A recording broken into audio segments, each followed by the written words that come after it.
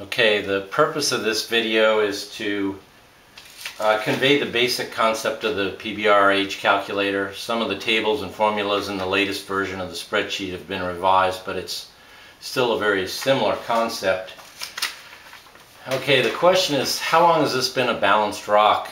And early on it was thought that you could just take a sample in here at the top of the pedestal and find out how long it had been unburied by how long it had been exposed to cosmic rays, and that was your answer.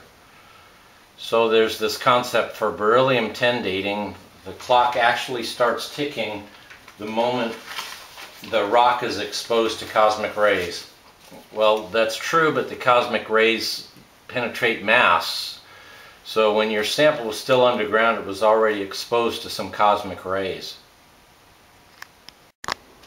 So an important concept of this model is that granitic rocks form below the surface at a depth of several kilometers, and this makes it very difficult, if not impossible, to ignore the possibility that some of the measured 10 BE was from inheritance when the sample was still underground.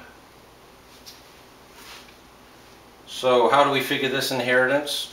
Well, we need to know the erosion rate, and that's because if the soil was gradually lowering from just above our sample for a long period of time, there would be a lot of inheritance making it through a thin layer of soil. But if the soil level came from very far above and lowered quickly, there would be very little inheritance. So since we don't know the history of changes in the erosion rate, one thing we might try to assume is that the erosion rate was steady. So let's assume that someone tells us the average watershed erosion rate has been 82 meters per million years over the last 5 million years. So we'll try that. So we take 82 meters per million years, and that comes out to 12,195 years to wash away 1 meter of soil. Our pedestal is 1.5 meters high, so 12,195 times 1.5 is 18,292 years. Now we'll try to make a model that reasonably fits the measured amount of 10 BE to that steady erosion rate of 82 meters per million years, taking into account 6 major parameters. First, there's the 410,300 atoms per gram of 10 BE in the sample right here. Second, today's surface production rate for the sample's elevation and latitude is 12.16 atoms per gram per year. Third, the penetration depths of cosmic rays through the soil, using 65 centimeters for spallation and 5.1 meters for muons, and a surface ratio of 97% spallation, 3% muons. Fourth, we have the shielding of cosmic rays from the sample due to topography and objects nearby once the sample has been exhumed. I'll explain this table later. Fifth, the paleo intensity of the cosmic rays. In this example we use Gauss and Phillips 01 figure 8, and that's just a little different than the spreadsheet actually uses also. And then sixth, we'll use the radioactive decay of 10 BE. That's also different than what the spreadsheet uses. Actually, it's omitted in this example, but it's a small amount. So now we look at the first meter of lowering from 8 to 7 meters and the 12,195 years it took to do so. Our model has 10.5 steps, each 1 meter thick. And so 10.5 times 12,195 years gives us the beginning of our model at 128,049 years ago. Okay, at 128,049 years ago, the paleo intensity from the Gauss and Phillips figure 8, this little inset here, gives us about 1.3. for the paleo intensity factor. Next we look up the relative production rate through 8 meters of soil, which is 0.006.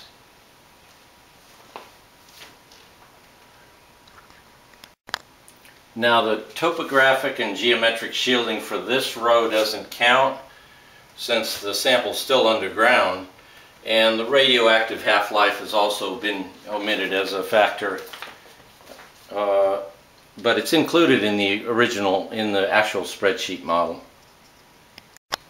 So we have 12.16 atoms per gram per year production rate times 0.006 for the attenuation. Topographic and geometric shielding doesn't count. 12,195 years and paleo intensity of 1.3. So we multiply 12.16 times 0.006 times 12,195 times 1.3, and that gives us 1,157 atoms. And we continue down to the next row, 12.16 production rate, 0.008 on the attenuation for depth, 12,195 year step, which is the same through the whole thing except the last one.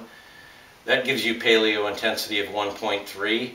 You produce 1,542 atoms during this 12,195 year step. That gives you a cumulated total for the two steps of 2,699 atoms per gram that you've accounted for. So we continue down this way until we are at the step that exposes our sample, where we must take into account the topographic and geometric shielding.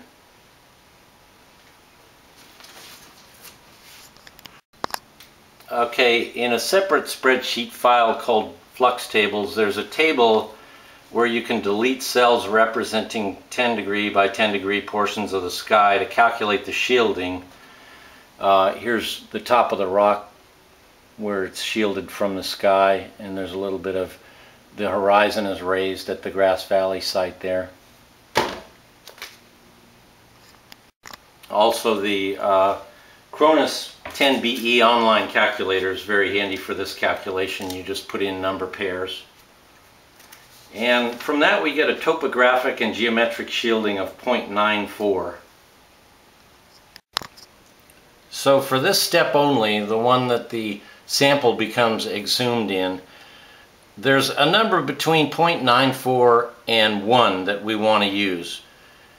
It's a bit complicated for now, but you can say that in the previous steps the value for this type of factor was 1, because it was all taken into account by the attenuation curve while the sample was underground. And so when you multiply any number by 1, it doesn't change the answer, so these are actually 1s.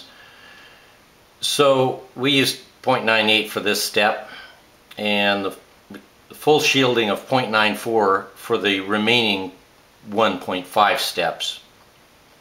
Now the last step is a ½ meter due to the fact that this example's pedestal height is 1.5 meters. So this last step is 6,098 years, since it's a ½ of a meter. And that includes an increase in the paleomagnetic field that dropped our production rate to an average of a little more than 0.85 for this last row here.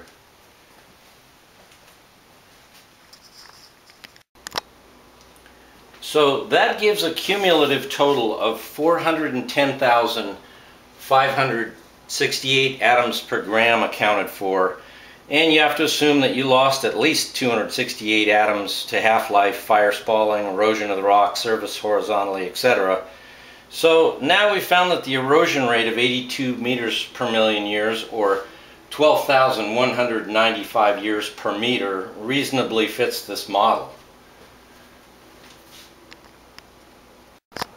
So now we multiply the 12,195 years per meter by 1.5 meters that it took to get from the top of the pedestal to today's soil level here, and the result is 18,292 years This is about 2% different than the published Balco et al. 2011 result of 18,700 years.